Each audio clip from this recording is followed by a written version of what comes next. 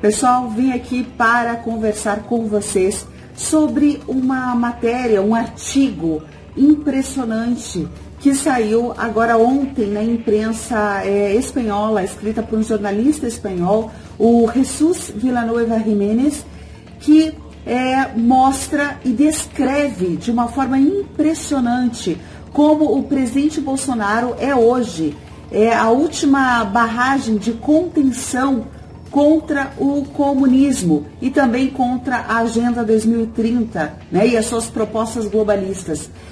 Ele faz uma análise do papel do presidente Bolsonaro, que é algo impressionante, algo incrível, tá, gente? Eu vou trazer esse artigo para vocês, ele está traduzido, e eu vou trazer alguns trechos principais, porque o artigo é longo. Tá? Ele descreve o presidente Bolsonaro e ele também mostra o que aconteceu com o Lula, né, os absurdos, né, desse julgamento do Lula e como ele está hoje, então, concorrendo aí à presença do Brasil também.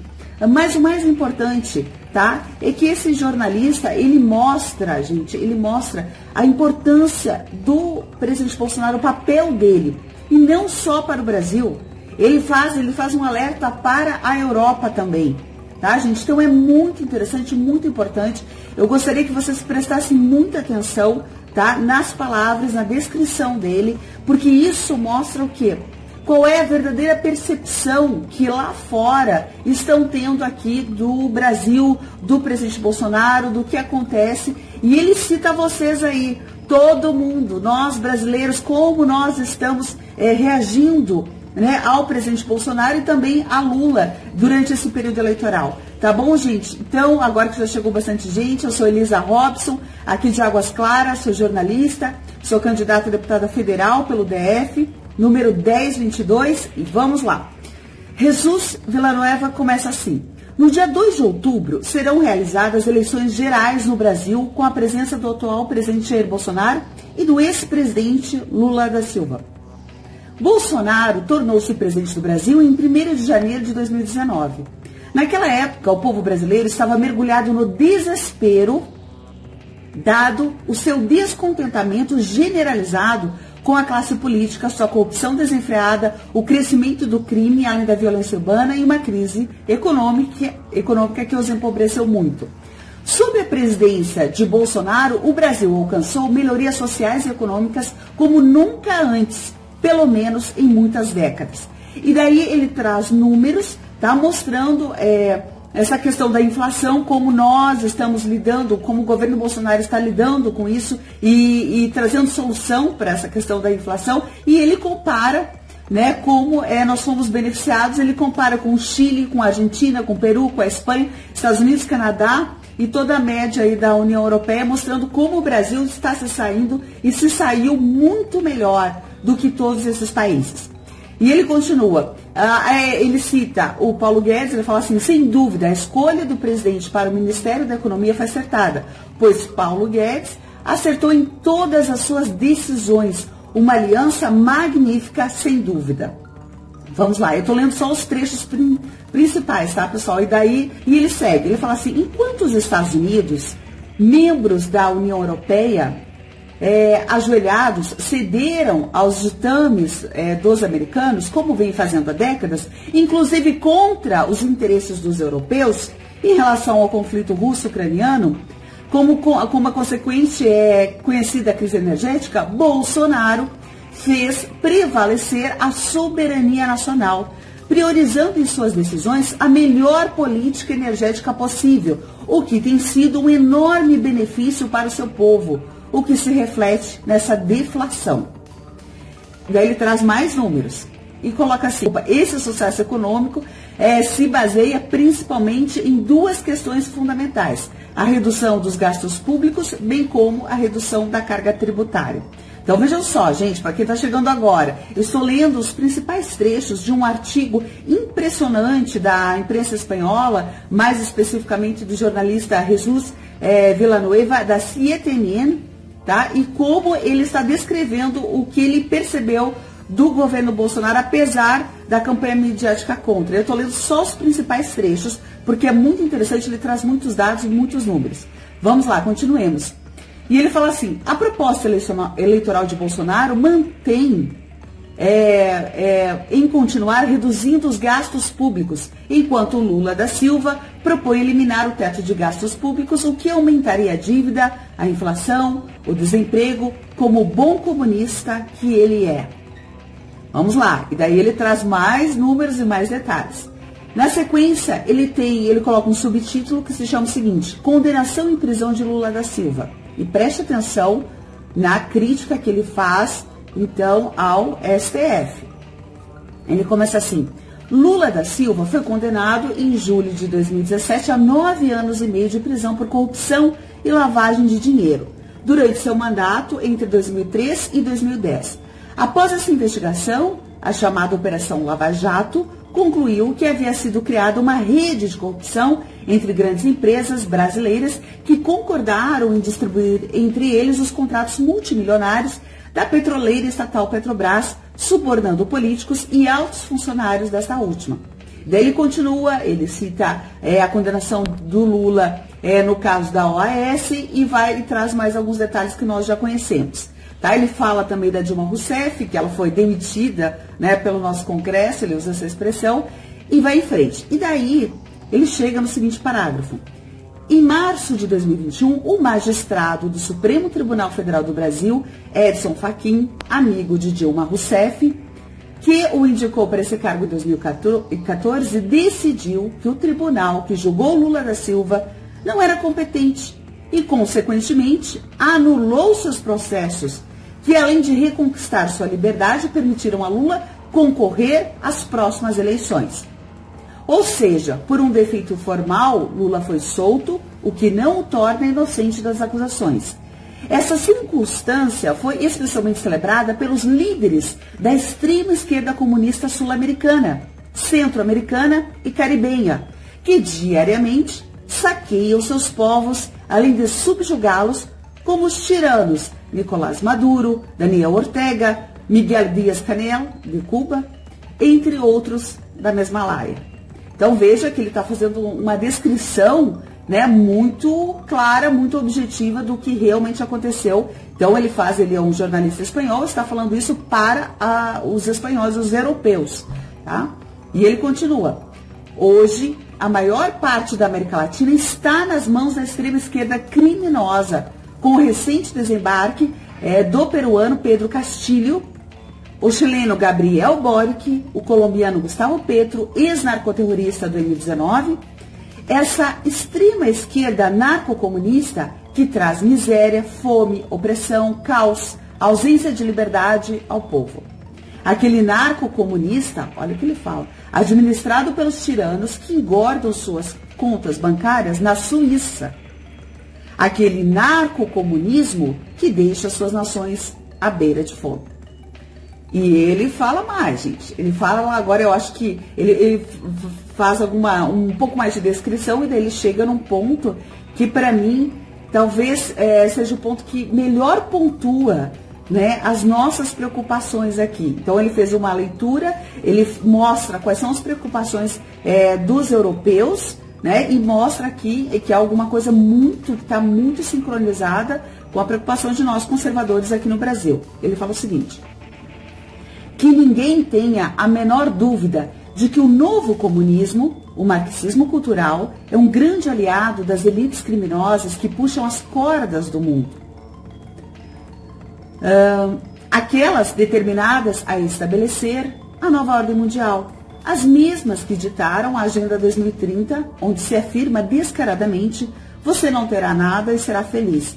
Aqui ele está fazendo uma referência, gente, eu não sei se todos já acompanharam, mas houve essa campanha para a promoção da Agenda 2030 e numa determinada peça publicitária tinha essa frase: você não terá nada e será feliz. Isso foi, não sei se há 2 anos ou 1 ano atrás, que essa peça circulou aí. Tá? Então, ele faz essa referência. E ele continua: aqueles que saqueiam a Iberoamérica há 200 anos. Está se referindo, então, a essa nova ordem mundial. Porque a nova esquerda, em toda a América e Europa, hasteia a mesma bandeira progressista que o globalismo impunha. Políticas ultrafeministas, as alianças com os grupos LGBT e a doutrinação, especialmente de menores, em ideologia de gênero, aborto sob demanda, indiscriminadamente, já o genocídio mais hediondo da história, o aniquilamento da família, comunidade básica, pilar fundamental da sociedade, o ambientalismo como nova religião, com seu aquecimento global, mudanças climáticas e novas energias, falsamente chamadas de não poluentes. Então é assim que ele descreve, cuja implementação precipitada arruinará os povos. O multiculturalismo calejado e suas políticas de portas abertas à imigração ilegal e descontrolada.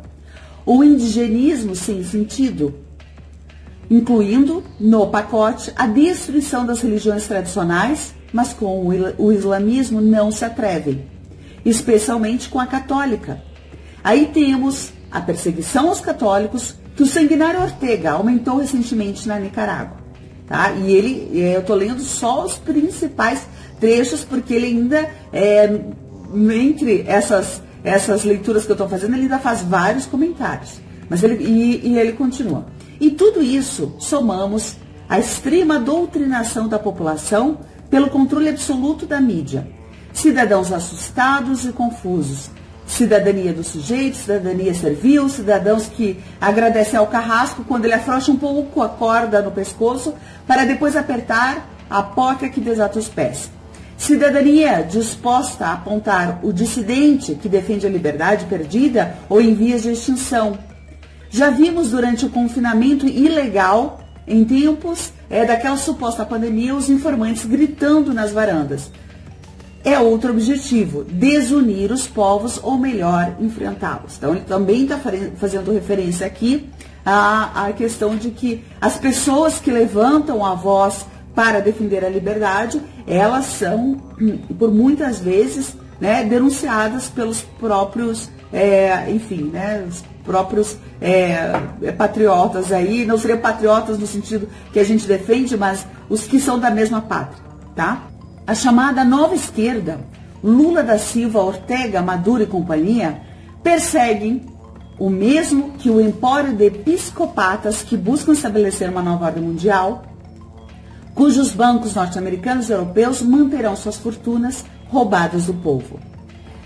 Daí ele volta, para a questão do Lula. Recordemos como o ex-candidato Luiz Inácio Lula da Silva entrou na arena política internacional. Olha só, quando em 1990 foi fundado o Fórum de São Paulo, por iniciativa de Fidel Castro e do próprio Lula, o objetivo deste fórum não era outro senão estabelecer alianças de partidos e grupos de esquerda, incluindo terroristas assassinos, para expandir o comunismo na América Latina e consolidá-lo, uma vez que a União Soviética caiu.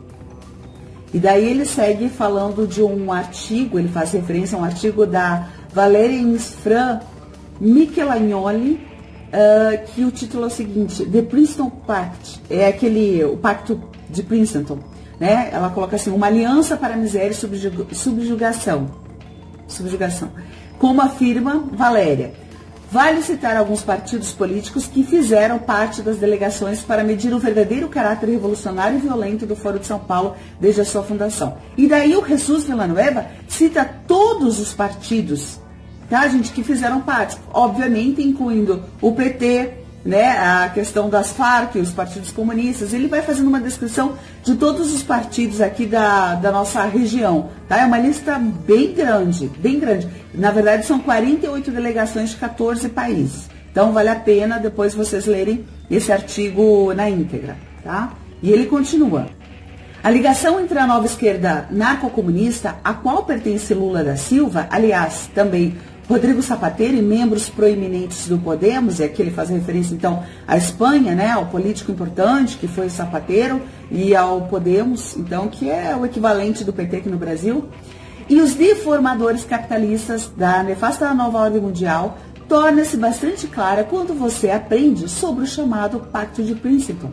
Este foi assinado em 1993 entre Fernando Henrique Cardoso, também brasileiro, e mais tarde, em 93, ministro das Relações Exteriores, em nome da Organização Diálogo Interamericano, e ele explica o que é essa organização, tá? Vale a pena ler na íntegra, e Lula da Silva em nome do Foro de São Paulo. Então ele coloca aí, ele faz uma longa descrição sobre como foi esse pacto entre o Fernando Henrique e o Lula, representantes aí de duas organizações, então, com propósitos nada patrióticos para o Brasil. E ele fala agora muito duramente sobre o papel do Lula nesse campo internacional. Ele fala assim: Lula da Silva é um lacaio a serviço dos interesses dos muito poderosos que puxam as cordas do mundo. Ele é o capanga necessário para que o Brasil, seus recursos, sua economia, seu povo, seja administrado pelas potências que buscam estabelecer uma nova ordem mundial. Por isso, Lula tem o apoio descarado e grosseiro da maioria dos grandes meios de comunicação do mundo, inclusive brasileiros, porque pertencem aos mesmos globalistas. Então, ele fala que há meios de comunicação, a mídia brasileira, que também pertence a esses globalistas e por isso fazem aí esse apoio grosseiro a Lula. 6 grandes empórios, e agora ele vai citar os meios de comunicação que comandam então o mundo, Ele fala assim: 6 grandes empórios de comunicação movimentam 70% desse negócio no mundo. Time Warner, Disney, News Corp, NBC, Viacom e CBS. Nada menos que 80% da audiência audiovisual a serviço do cumprimento da Agenda 2030. Assim como os donos das redes sociais e empresas de tecnologia como Facebook, Twitter, Google, etc. É impressionante observar como a maior parte da grande mídia postula descaradamente em suas informações sobre a campanha eleitoral brasileira o ex-presidiário Lula da Silva, mencionando permanentemente Bolsonaro como um candidato da extrema-direita, com a mais perversa intenção.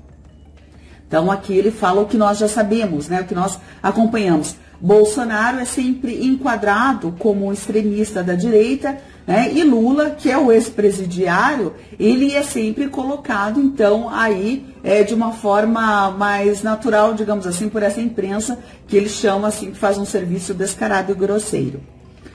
E daí ele cita, então, o ministro Alexandre de Moraes. Ele fala assim: mas ainda é mais espantoso ler em alguma corajosa imprensa brasileira sobre um magistrado do Supremo Tribunal Federal, que equivale ao Supremo Tribunal de Justiça da Espanha, que se chama Alexandre de Moraes. O seguinte: Alexandre de Moraes persegue Bolsonaro e seus aliados. E daí o Jesus Villanueva cita aqui o deputado Tony de Paula, Sérgio Reis, mais algumas pessoas, o Jornal da Cidade Online. Ele elenca, alguns nomes aqui que já sofreram essa perseguição implacável. E ele continua: o juiz Alexandre de Moraes ordenou ele cita um caso do Facebook, ordenou que o Facebook suspendesse as contas de 12 aliados de Bolsonaro e a rede Twitter cancelasse outras 16 contas. Então ele está citando um exemplo do que aconteceu. Nós já temos tantos aqui, gente? Nós já acompanhamos tantas histórias impressionantes, estarrecedoras, mas aqui o Jesus Villanueva, então ele cita o ministro Alexandre de Moraes e as suas medidas contra o Facebook e o Twitter. E ele coloca assim: a rede social Facebook condenou o que chamou de uma decisão extrema de um juiz do Supremo Tribunal Federal que ordenou que ele bloqueasse as contas de 12 aliados de alto nível do presidente Jair Bolsonaro, o qual prometeu apelar. Esta nova ordem jurídica extrema representa uma ameaça à liberdade de expressão fora da jurisdição do Brasil e conflita com as leis de jurisdições ao redor do mundo. Então ele colocou esse trecho que foi o comunicado do Facebook, apontando então que as decisões do ministro Alexandre de Moraes, então elas realmente foram decisões contra, gente, essa liberdade de expressão, claramente um cerceamento dessa liberdade de expressão. E daí o Jesus coloca o seguinte: essa circunstância é mais preocupante quando eu observo anteriormente relatado por um jurista do Brasil, que Moraes atribui poderes ao Ministério Público para exercer essa perseguição. Como é possível? Mas aqui não é coisa, não é a principal, ele quer dizer a principal coisa. O mais perturbador é que esse mesmo magistrado, Alexandre de Moraes, também é presidente do Tribunal Superior Eleitoral, indicado por Michel Temer, parceiro do governo de Dilma Rousseff, que assumiu a presidência quando ela foi demitida. Então, assim, ele se mostra muito assustado, né, com a atuação do ministro Alexandre de Moraes e o fato de que ele agora é o ministro aí do Tribunal Superior Eleitoral. Ou seja, parece, na percepção dele, como ele descreve, que ele está chocado com isso. Chocado como isso pode servir aí de um controle muito prejudicial e contra a nossa própria democracia. Ele agora coloca uma pergunta. Por que Jair Bolsonaro foi e deve continuar sendo uma barragem de contenção na Iberoamérica contra o comunismo e a Agenda 2030? Daí ele começa a fazer a seguinte descrição. Preste muita atenção. Porque Jair Bolsonaro defende a família, a liberdade religiosa, a defesa da infância, evitando a doutrinação das crianças na ideologia de gênero, a independência e a soberania da nação brasileira, que inclui a soberania na política econômica e social, e, portanto, a defesa dos interesses do seu povo contra interferências estrangeiras. E dada a relevância do Brasil na área, Bolsonaro é hoje a última fortaleza para defender os princípios fundamentais, pilares de uma sociedade saudável, da nação soberana, em que seu povo vive em liberdade. Tudo o que pretende arrebatar de nós a criminosa Agenda 2030, pelo menos no Ocidente e no Brasil, e na América Latina e em toda a pátria ibero-americana, que as potências anglo-saxônicas mais sombrias sempre quiseram desunir. A verdade é que, embora as pesquisas eleitorais no final de agosto mostrem Lula como vencedor, com média de 6 a 7 pontos percentuais sobre o Bolsonaro, as ruas dizem algo muito diferente. Multidões de brasileiros assistem aos atos eleitorais de Bolsonaro. As ruas adjacentes ao local do seu discurso tornam-se intransitáveis com o acúmulo de homens e mulheres transbordando de entusiasmo pelo presidente e agitando bandeiras nacionais. As imagens que me chegam do Brasil dizem que o povo está com Bolsonaro. Lula teve que adiar alguns eventos por falta de público suficiente para uma foto vendável. E as pessoas ainda o repreendem na rua, recriminando-o por seu passado corrupto. Bolsonaro é aplaudido com entusiasmo, aplaudido e seguido por centenas de milhares em comícios. Milhões de brasileiros participam dos atos eleitorais e de qualquer aparição pública de seu atual presidente. E isso não é exagero, pois basta navegar na internet para ver as imagens de milhares de motociclistas seguindo, escoltando o outro motociclista chamado Jair Bolsonaro. E daí ele finaliza. E daí o Jesus Villanueva fala o seguinte, ele finaliza da seguinte forma que me pareceu muito tocante. Ele fala assim, a vitória de Bolsonaro no Brasil será, eu espero, um impulso fundamental à causa da liberdade, da soberania da nação brasileira e uma barragem de contenção contra o comunismo e a execrável Agenda 2030 na Iberoamérica e também na Europa. Veja só, gente, ele está falando que o Bolsonaro, ele não apenas significará muito para o Brasil, para a proteção do nosso país, como também vai influenciar a própria Europa. Porque lá na Europa também está havendo uma guerra com as mesmas temáticas que nós temos aqui, né? De doutrinação de crianças, de ser contra a nossa soberania, a mesma coisa. E ele fala assim, por final, que é a última frase que eu achei muito importante. Ele fala assim, precisamos de referências que nos inspirem esperança. Então ele faz toda essa análise, que é uma análise muito importante, gente, porque a imprensa, vocês sabem disso, eu falo como jornalista também, mas vocês percebem isso, a imprensa envia, né, informações e notícias muito manipuladas, né, muito manipuladas, informações que não são condizentes com a realidade várias vezes e envia para o exterior. Aqui o Jesus Villanueva, ele se mostra impressionado com o que está acontecendo de verdade no Brasil.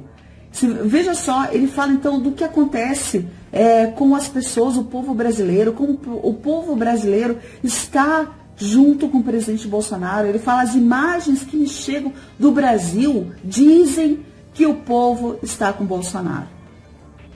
Era isso que eu queria deixar para vocês, gente. Esse artigo é muito importante, tá? Essa informação eu acho que é de extrema relevância. É uma análise, é uma descrição espetacular do que é o presidente Bolsonaro hoje, tá bom? E eu vou colocar aqui também no meu Facebook, tá, gente, o artigo em português na íntegra. E eu conto com os eleitores do Distrito Federal para que eu possa chegar ao Congresso nessas eleições, ok, gente? E poder ajudar o presidente Bolsonaro e o nosso país. Nós sabemos que o presidente sozinho, ele não consegue arcar com todas as demandas imensas que nós temos. Ele precisa de pessoas que tenham a mesma leitura de mundo, a mesma visão de mundo. E eu tenho essa mesma visão de mundo porque eu sou uma conservadora, não de hoje, né, mas de há muito tempo. Então, gente, eu tenho muita certeza de que este assunto que eu acabei de compartilhar com vocês, essa pauta, ela mostra e revela a nossa verdadeira luta, a nossa verdadeira batalha. Então, se você é do Distrito Federal, eu conto com o seu voto. Se você é de fora do DF, eu conto com a sua indicação para os seus contatos aqui da nossa região, para que votem no 1022 para a deputada federal agora em outubro, a menos de 30 dias dessas eleições. E claro, né, gente, façamos aí uma grande força-tarefa em prol do nosso presidente Bolsonaro. É o que mais nós precisamos. Gente, Deus abençoe cada um de vocês, compartilhe, porque este é um assunto que foi muito bem analisado e nós precisamos deixar isso claro para todos os brasileiros. Um abraço, Elisa Robson, 1022, Federal do DF, sou de Águas Claras. Um abraço.